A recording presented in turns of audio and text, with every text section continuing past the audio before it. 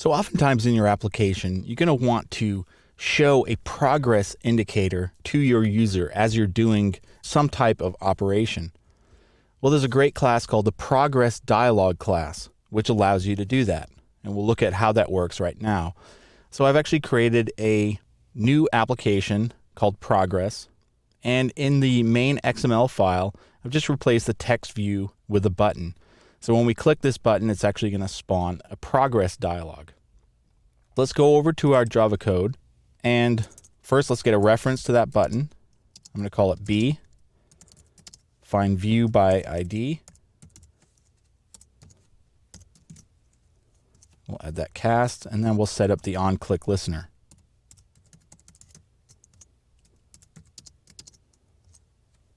Make sure we get that class imported. Okay, so I'm going to set up my progress dialog outside of this event handler because assuming we may want to reuse this for other areas in this activity. So I'm going to create a new instance of the progress dialog class.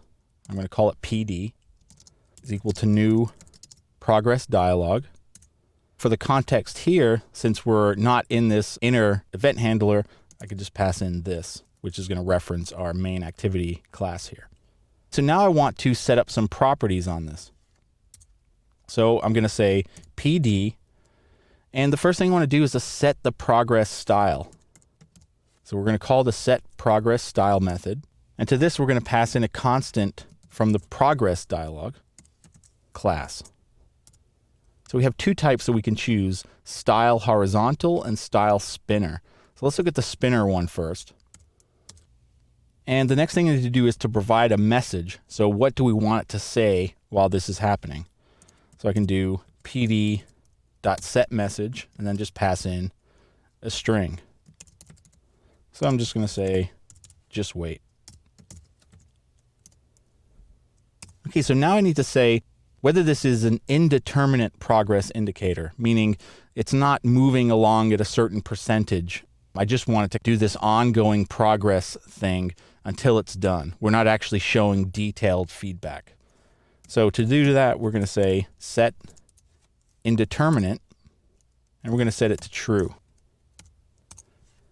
And lastly, we can set it to be cancelable or not when the user hits the back key.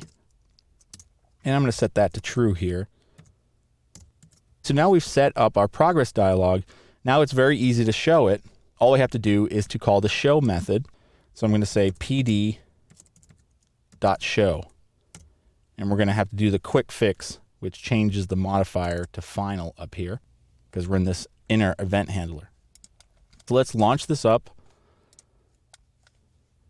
And let's go over to the emulator.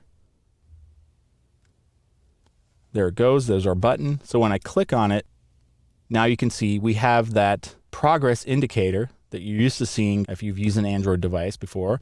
So we have this looping animation letting people know that something is happening with our message displayed. So that's the spinner style. The next is if we want to use the style underscore horizontal. And what this is going to allow us to do is to provide actual progress of how far along we are in a certain operation. So for this, I want to set indeterminate to false because we actually want to update the value of this. So now it's important if we're doing this, if we want to set an initial value, we need to wait until this is actually shown to the user and then update it. So I'm going to come under here. Now, if I want to update the value of that progress bar, I just say set progress, and then we pass in an integer from 0 to 100. So let's say we want to make it 50% done. We pass in 50 there. And now let's go check it out on the emulator. In the real world scenario, as you're doing an operation, you're going to be consistently updating that progress bar based on whatever data is happening or whatever operation you're doing. But if I launch this now, we can see that we still have that same message, but we have the horizontal progress bar, and we have a readout here telling us, okay, it's 50% done.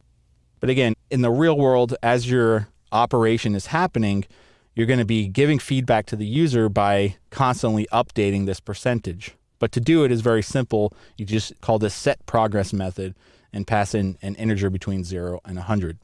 So that's the basics of using two different deviations of the progress dialog.